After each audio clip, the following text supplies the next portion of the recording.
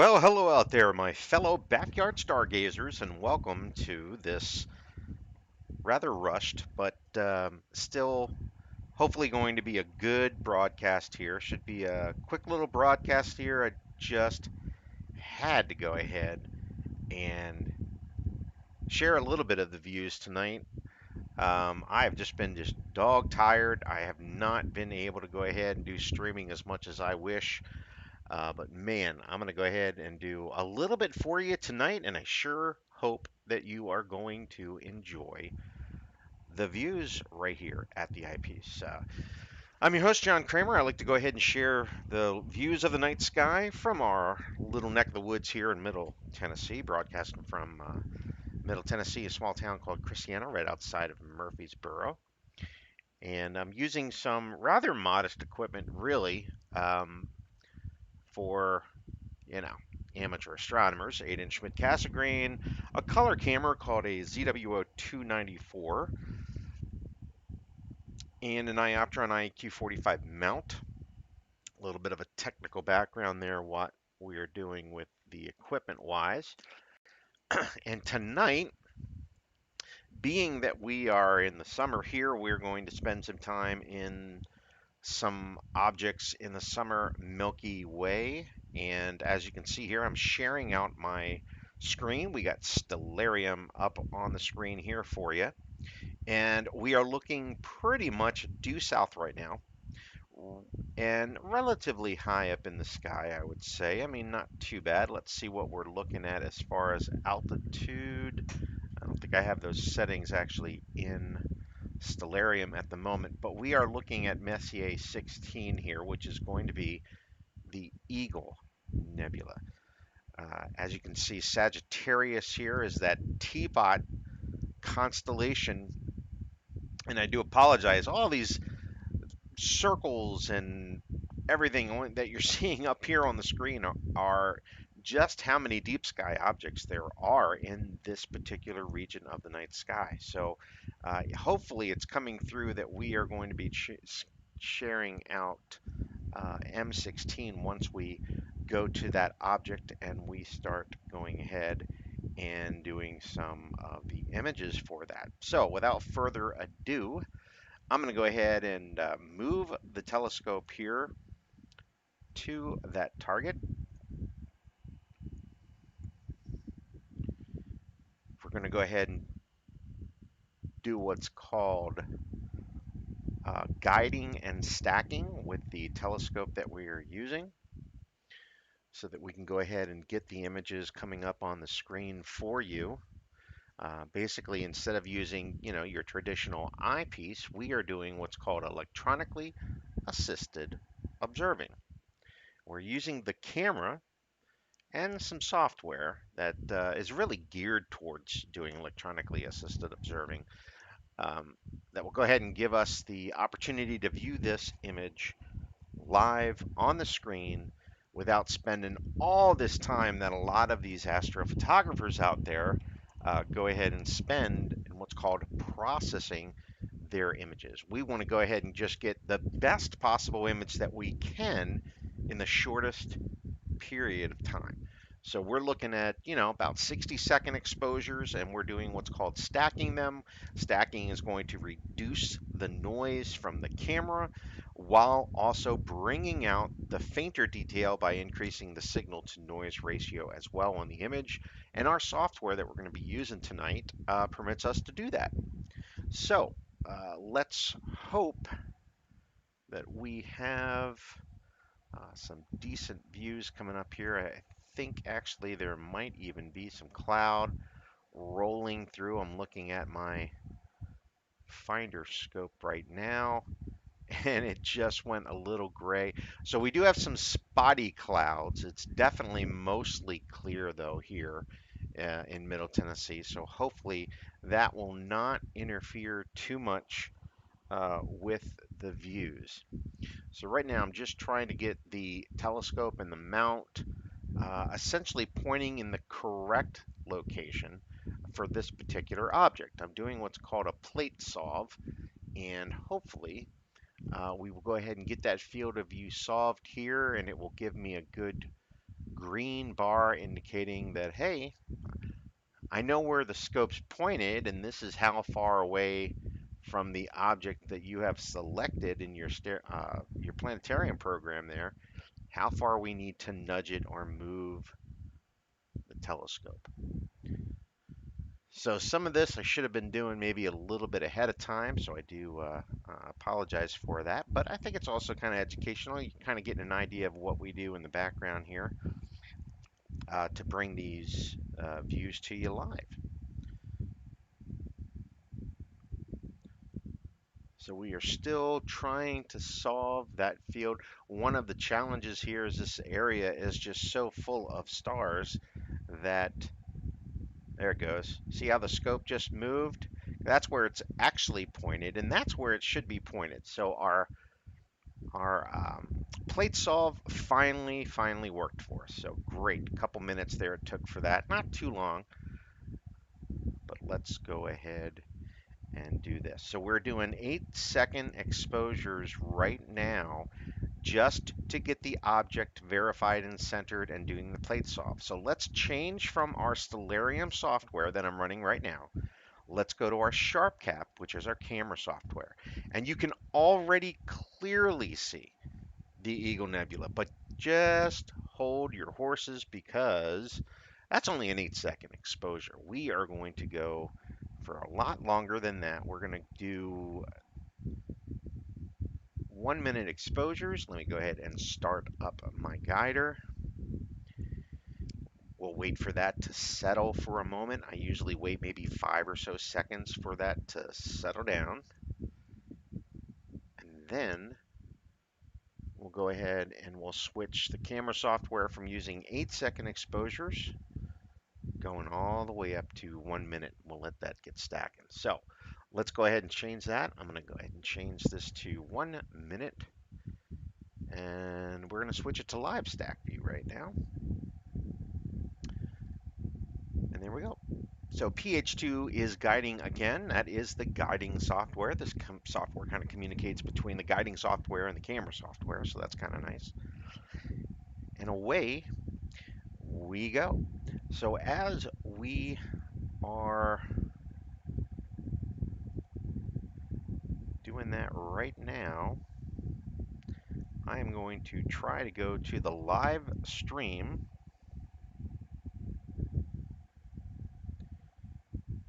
and into the chat room and just see if we've got anybody kind of viewing right now. Hopefully I will turn the sound down here. Just cruising around. Yeah, that's going to be good enough for us here. Just cruising around because that's pretty much what we're doing. We're just kind of cruising around. All right, so we got our first exposure. Let me change some of that. And there we go.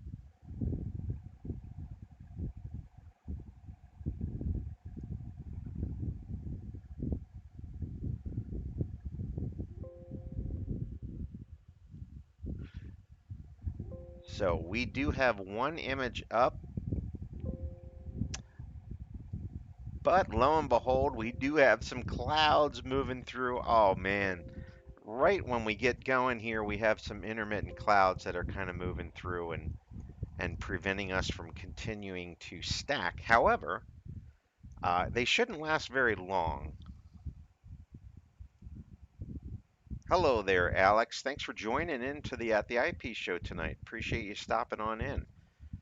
Hopefully these clouds will quickly move on through and we will go ahead and continue to build up on a pretty little image there of our M16, which is the Eagle Nebula.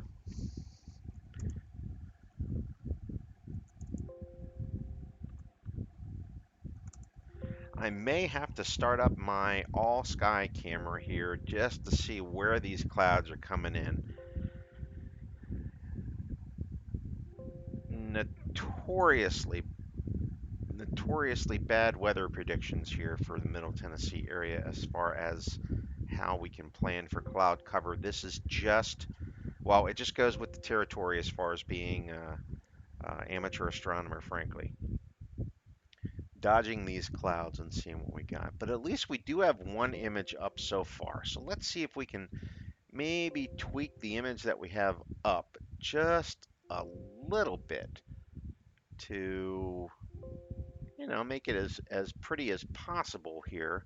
This is simply two stacks. So we only have, 120 seconds of total time into this little grab here. But clearly, you're able to see why this particular object is called the Eagle Nebula. Because right there, let me go ahead and zoom in maybe just a bit. Right here, that's pretty darn clearly an eagle. There's a lot of objects out there that I just don't know where they got the names for these things. And the imagination that the original observers slash discoverers used. But in this particular case, yes, clearly go ahead and see that we've got a really, really sharp little image there. So this might be one of the quickest broadcasts that I've had in a long time, only because as soon as we got going here, these clouds seem to be moving through. It's very intermittent, but it is certainly enough clouds to play havoc with my guiding, which we kind of need to get these objects, right? We can't see through the clouds, so we will see what we have here in just a few minutes. Hopefully this will move out and we can resume. Now, I do also want to apologize for a little bit of the noise that might be being picked up on this microphone. It is just, wow, it's hot. I'm in the observatory. Wow, I'm in basically a converted storage building that I have essentially with the computer and things set up with the scope and everything about 10 feet away outside. But I am in front of an AC window air conditioner, so it might be getting a little bit noisy there, and I do apologize if that's being picked up. We might have to go with the plan B here up. Now that just kind of cleared through on the, as you can see, well, let's see if that's coming through for you. Yeah, the PhD2 guiding program is picking back up again. I can tell from its small little camera and its field of view out there of the stars as it's guiding that that gray area did clear through. So hopefully we have some remainder of some clear skies. One of the other drawbacks right now is that I don't have enough USB ports available to have my all sky camera in and the microphone that I'm using for the broadcast. So I'm going to try, let's see here. I'm going to go ahead and try to get that camera again connected to a different port. We'll see if that gets picked up and used. It gave an error before. Maybe it's going to play nice right now. So we'll just give that a try because you might be having those dings come through on the broadcast. That is the guiding program saying, hey, I can't see my guiding star. And that would be a problem. So let me start up,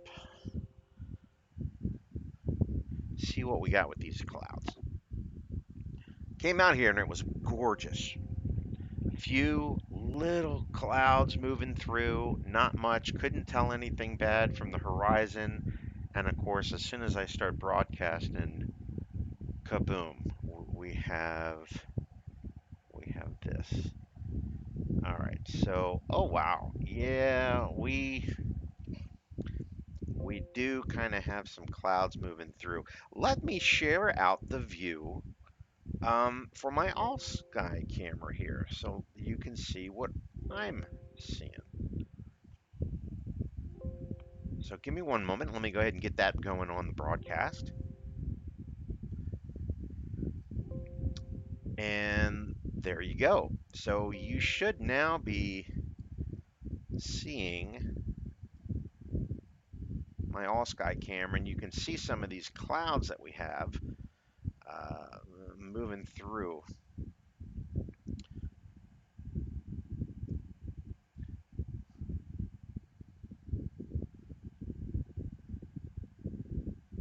See if I can get that moved over.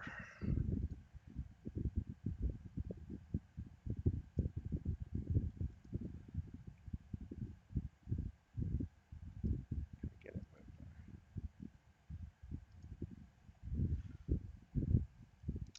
All right, so there you go. So that is my all sky camera. You can kind of, let's see if I can get the orientation correctly. Basically, we are pointed where the bottom of the screen is. So you can see we have a good chunk of the night sky that's open right now.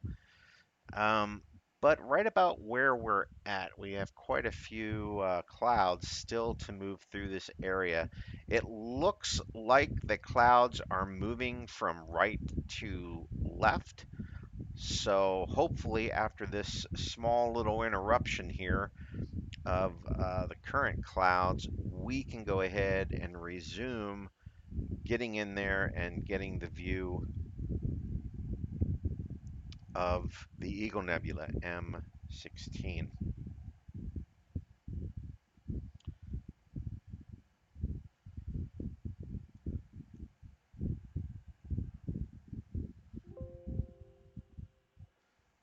Just a few more clouds going to go through there.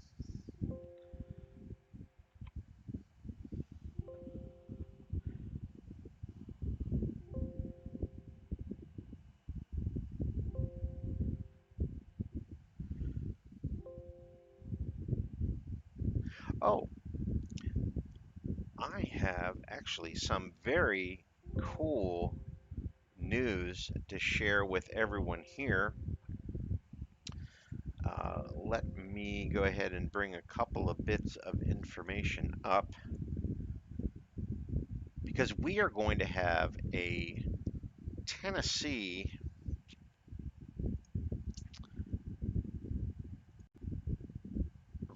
virtual star party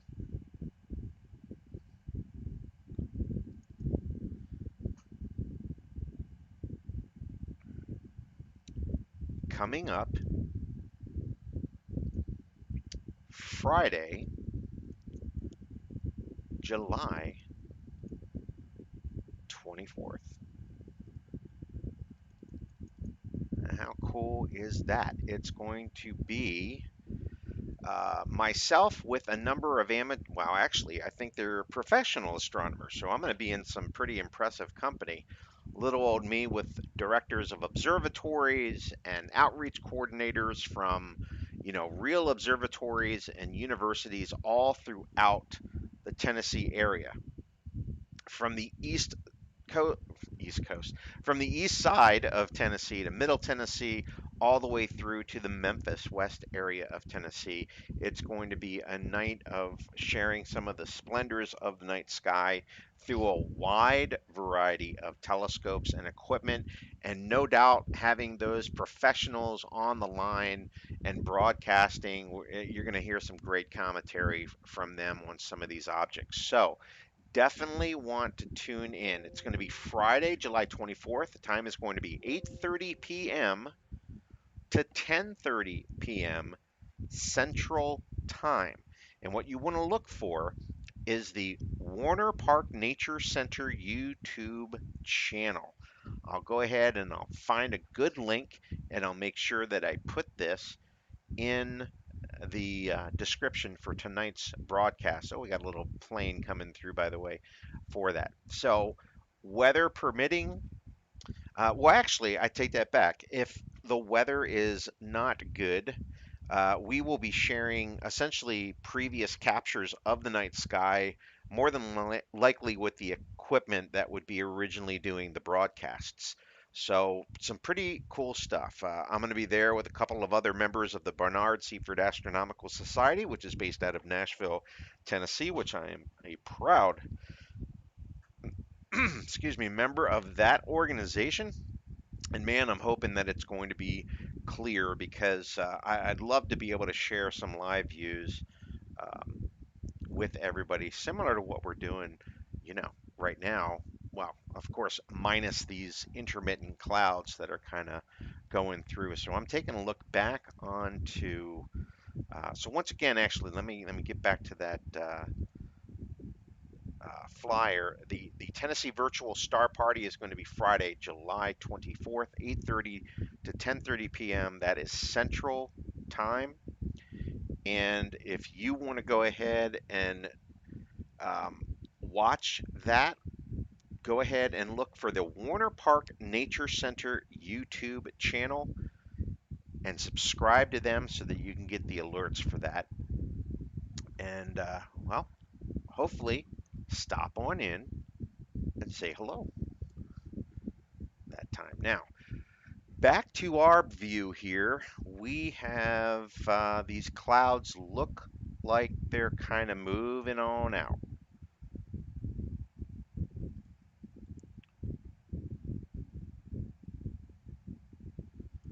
All right, so this is our live view. This represents the Eagle Nebula as we have been exposing on it right now for, let's see, a total of 6 minutes. We've been on the object for a lot longer than that, but as the clouds go through, the program does not allow that image to be added onto the one that we're stacking.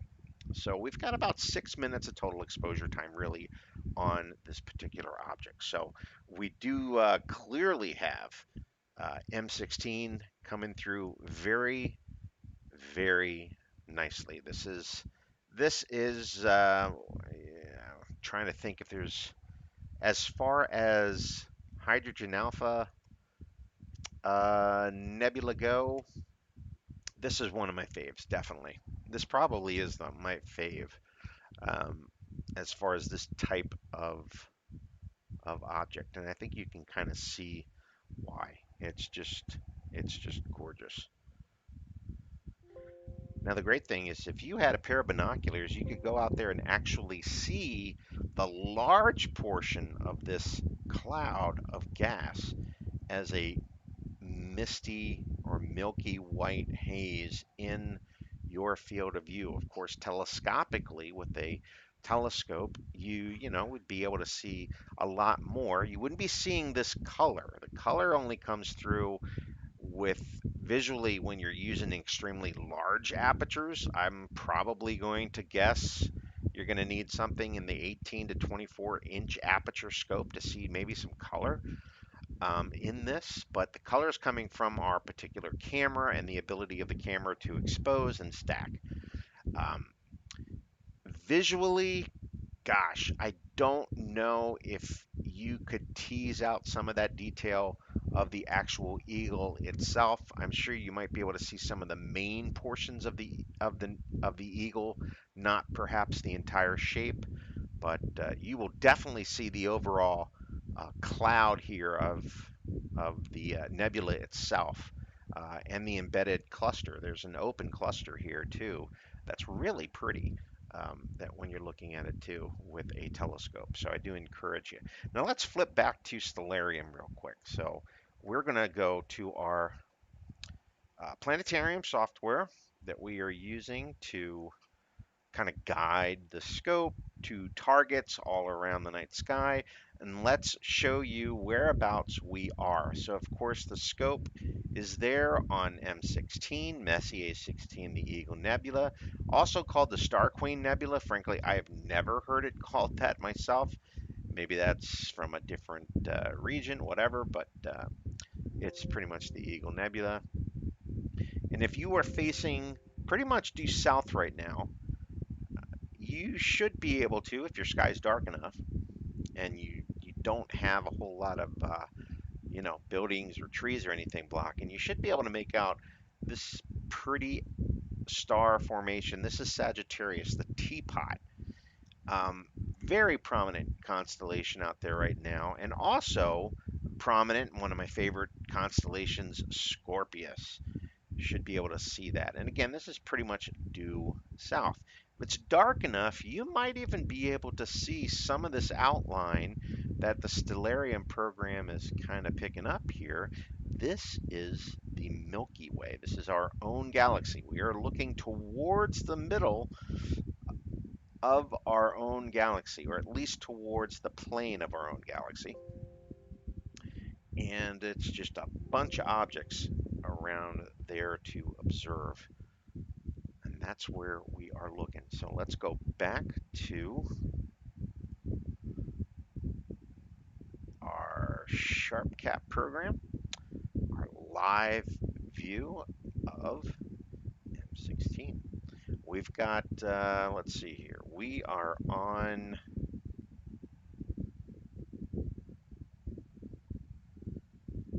sorry, I'm getting a little bit too many windows here. There we go, we got 10. So we got 10 minutes on that. The background is darkened a little bit.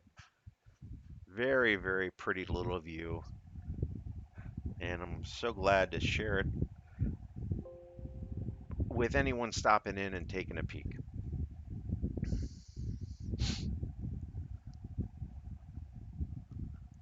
Good thing about YouTube is these are recorded, so you can watch this at your convenience.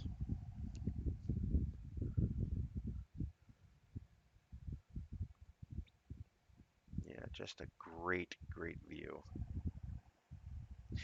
Now, getting back to the wonderful event that we've got coming up on the 24th of July there with the Tennessee Virtual Star Party, there's going to be a whole variety of objects shared that night. There's going to be a crescent moon that someone's going to go ahead and share. There's going to be 2 planets that we're going to be viewing. 2 of the best, my favorite, Jupiter, as well as the gorgeous Saturn. I don't know what size telescopes, but folks, I can guarantee you that the view is going to be fantastic. Myself, I'm going to share some other deep sky objects, probably some what we call globular clusters, and some other folks are going to be sharing some items like planetary nebulas. So it's going to be just a whole run of different objects, which is going to make it really exciting, a lot of variety. And so again, put that on your calendar and stop by that YouTube channel for the Warner Park Nature Center, which is located in Nashville, Tennessee, or thereabouts, and take a look. We'd love to hear from you on that day, Friday, July 24th. All right, so as our view continues to build here, we're going to get a couple more stacks here. For this, let's go back to our all sky cam, see what we got for clouds and how we're looking for that. All right, so we got a little bit of a break, but you can see on the far right. So we're going to probably, oh, and look, you do have the Milky Way is coming through on our all sky camera as well there. That kind of mist that you see on the left 1/3 area of the camera view rising up is actually the Milky Way.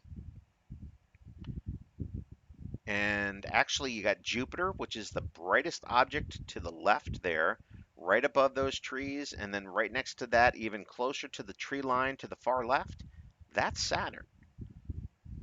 Unfortunately, the far right, you can see we got those clouds coming in again. So it's going to be a night of intermittent clouds. And golly, I don't know how long I will be broadcasting with that, but we're going to try to catch a few more objects before I probably have to throw the towel in uh, for for some of these intermittent clouds that just kind of persist. You know, it always works out that way. As soon as I wrap things up, close the roof on the observatory, go inside I'll probably come out an hour later and boom, the night will be completely clear, crisp, not a cloud in sight. That's how it that's how it usually works. But hey, we got a great view. Let's go back to what we're here for. We got a great view of M16 right now. So enjoy that while it's here. I'm gonna go ahead and adjust our colors just a tad. Okay. So basically the software that I'm using, we want to make sure all those colors kind of are accurate, you know. And there we go. So I'm going to actually do a quick save of this image. I almost always do that. It's kind of my record of observing these objects myself.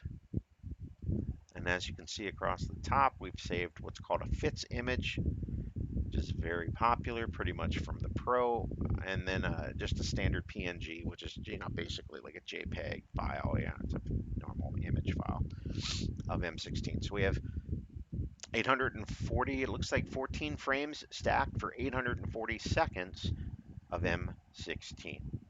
So let's go ahead and go back to. Let me show you my all sky camera.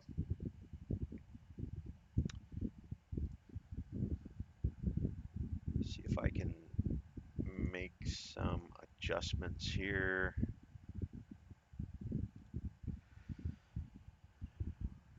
One of the bad things with this particular camera that I'm using for my all sky camera is that it's really noisy.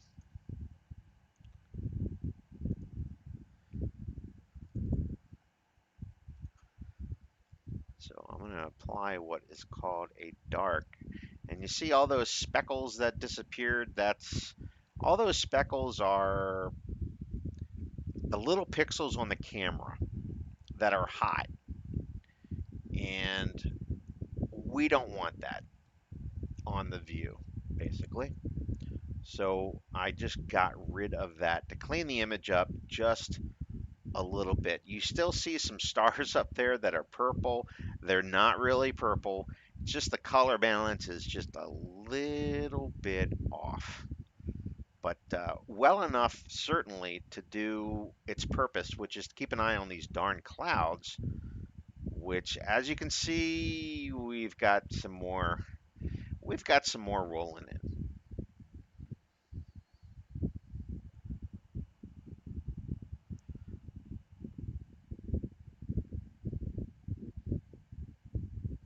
But this does give you a nice 360 view. I think they call it that, a fisheye lens, 360-degree view of the night sky. Definitely to my south, along that horizon, you can see there's not a whole lot of glow towards the south.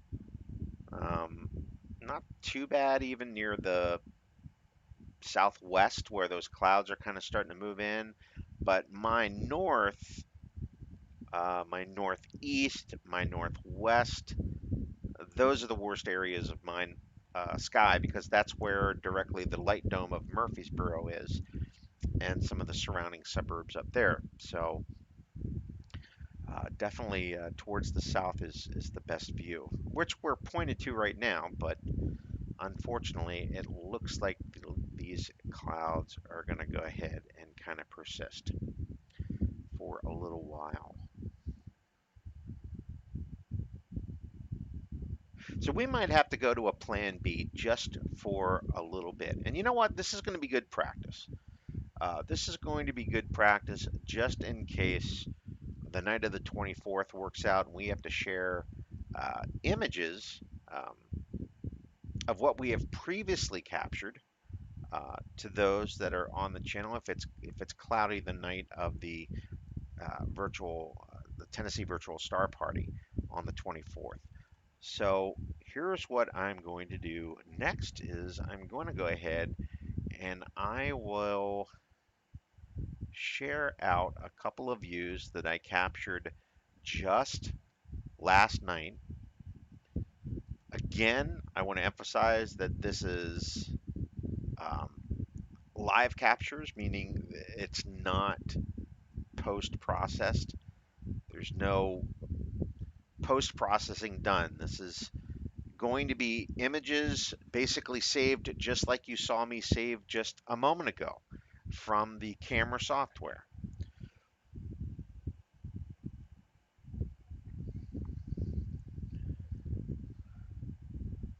I think you're going to like a couple of these. So let me go ahead and bring up that software. I'm going to use Adobe Lightroom. So let me add that to my YouTube broadcast for you. So you can kind of see that. I've never run this with all this other stuff going at the very same time. So wow, hopefully it doesn't bog things down too much. But well, it remains to be seen because we're kind of in new territory.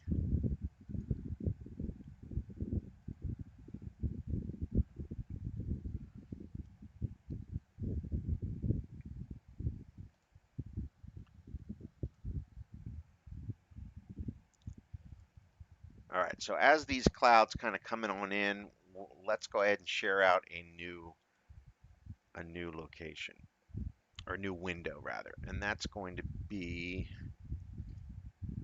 my Lightroom. You're kidding me. Well, that is really odd. I cannot, huh, cannot seem to find.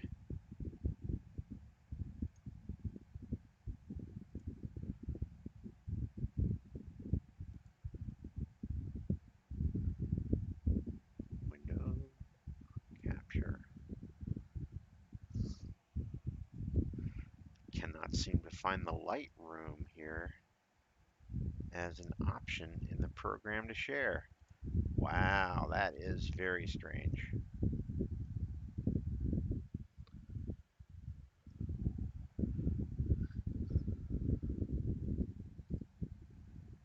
Okay.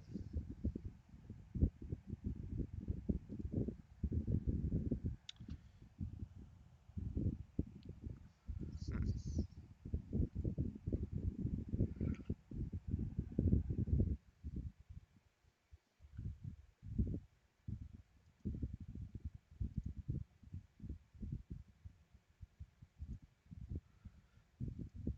All right.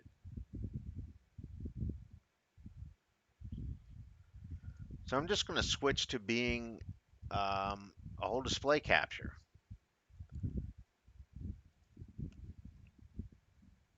Okay. So right now, let me tweak that a little bit.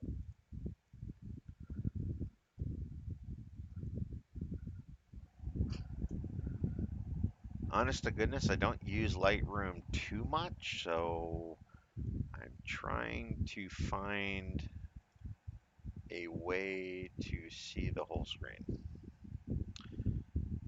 Detail full screen? No. Oh, there we go. All right.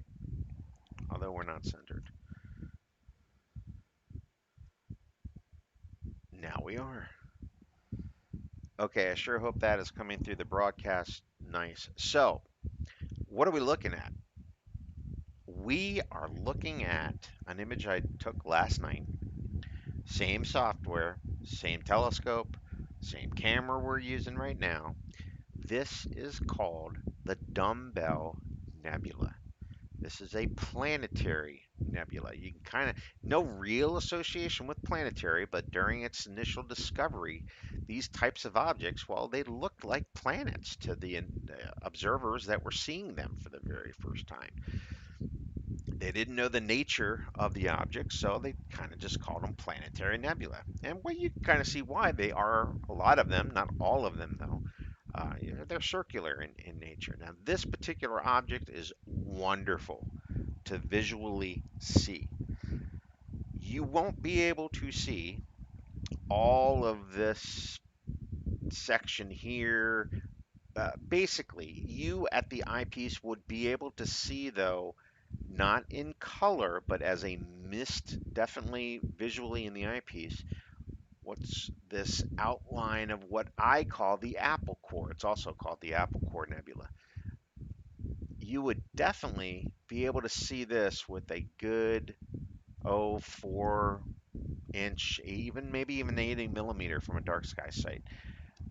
You'd definitely be able to make out this brighter middle section that will look like a dumbbell or an apple core to you. The other areas here that we're picking up, that's just from the ability of using the camera, multiple exposures, stacking it, etc. So this was a really good object last night. I was really thrilled with the clarity that it was that I was able to pick up and capture with it. Now let's see, am I able to? Okay, so here is the Eagle Nebula again from last night. We of course saw that, or got a chance to see that here live. But here's a planetary, or I'm sorry, here's a globular cluster that we got to see.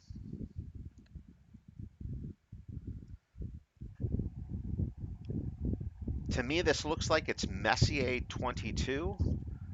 I'll have to look that up just to be to double check that. Where's the details? Yeah, sorry, I'm not overly familiar with Lightroom. Um,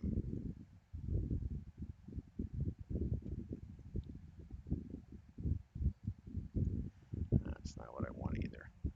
Basically, just trying to see the name of the file. Well, I won't bore you with that info. Hey, there we go. Info. Yes. Okay. So that's what I was looking for. Yes, this is Messier 22. Beautiful globular cluster. Also in the same neck of the woods as M16 that we're viewing. It's in the same constellation. Let's take a look.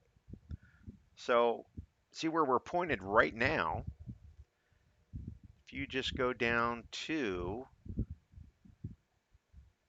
the constellation Sagittarius and the tip of the teapot there, if you will, just slightly above and to the left is Messier 22. You also have M28 over there, but by far Messier 22 is one of my faves as far as a globular cluster goes. The first time I remember visually seeing this scope through the telescope, um, I thought it was a dense open cluster. It was that spectacular to me visually. However, in looking up, of course, it's a planetary, it's a globular cluster and not an open cluster. It's just super dense, very bright, just gorgeous. Now, over to the right there, let's go back to our display setting. Over to the right is this globular cluster. Smaller, but still very pretty. Messier 28. We got to see that one too last night. Lots of globular clusters in the summer sky, by the way. This is M14. This is riding higher in a constellation called Ophiuchus. Let me go ahead and pause our guiding and everything because right now we're not even able to see that. So might as well not be even worrying about viewing that.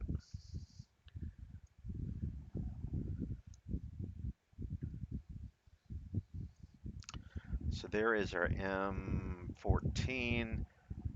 our Messier 10, another globular in Ophiuchus. This is Messier 12, yet another globular in Ophiuchus.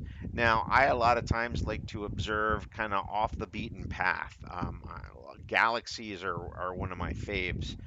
Now, visually, you might not be too thrilled with this particular object, oops, in and of itself right now, but these small fuzzy objects that you're seeing here, here, and kind of speckled all about this view, they're galaxies.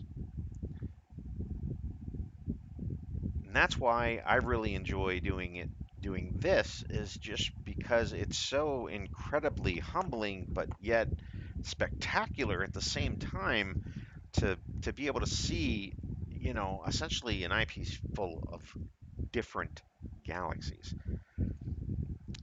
Here's another couple of interacting galaxies. This particular one is NGC 6828.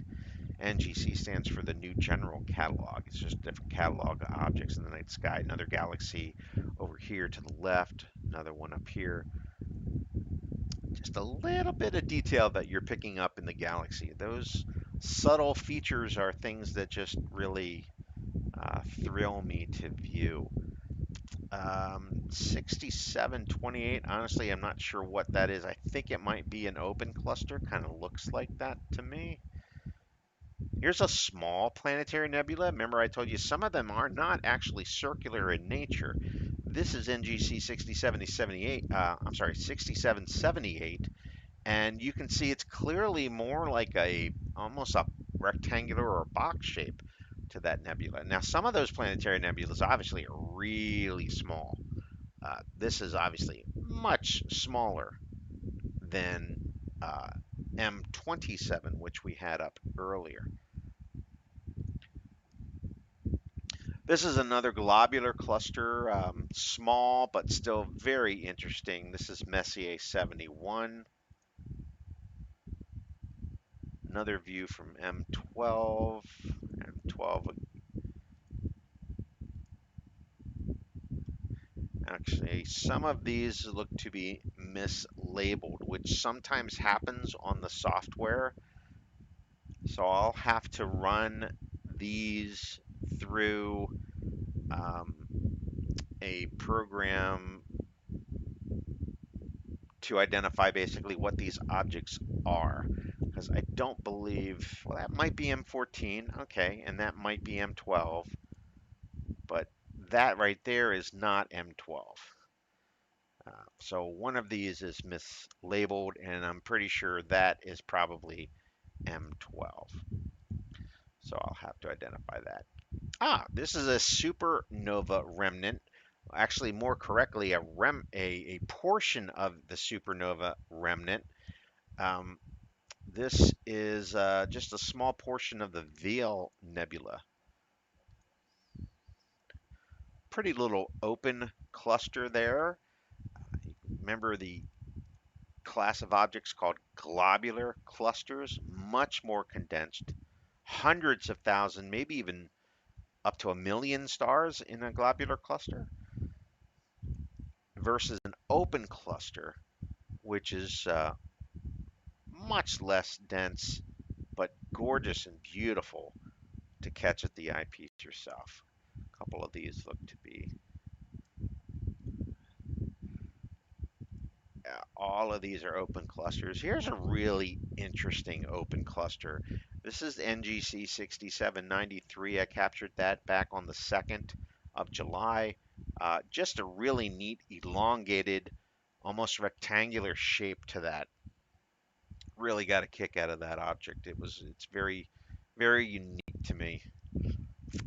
Probably just another open cluster. What was that? 6805. Yep. Open clusters are a lot of fun to visually track down, by the way. Here's a nice one. 6791. Again, kind of off the beaten path, not your normal Messier type of open cluster. Very, very pretty. And this just looks to be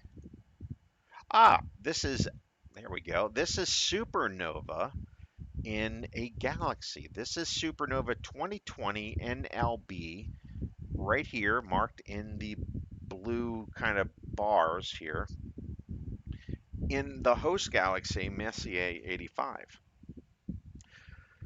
So this is basically a star that blew up and got so bright that it's able to be seen completely in another galaxy. That's basically what a supernova is. Very, very cool. There's another quick view. So what I mean is basically this star that is bracketed in blue bars here, that's normally not even visible. But yet it had something catastrophic happen, like it's either a type 1 or type 2 supernova, that it outshines practically the entire galaxy. Here's another supernova in another galaxy as well that was visible this month, just last week actually, July 2nd. This is supernova 2020 NVB in NGC 4457. So hopefully, I don't believe I have that one marked or annotated. There we go. There's the annotated version. So right there, so here's the core of the galaxy to the right, but that star right there, boom, supernova. And that's the original frame.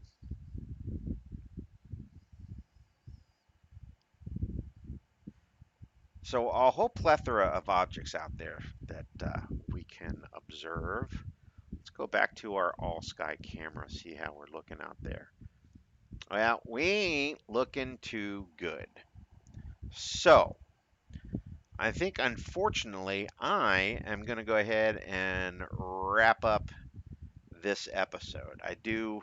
Man, I wish we were able to go ahead and share a few more objects live. We did get to see M16.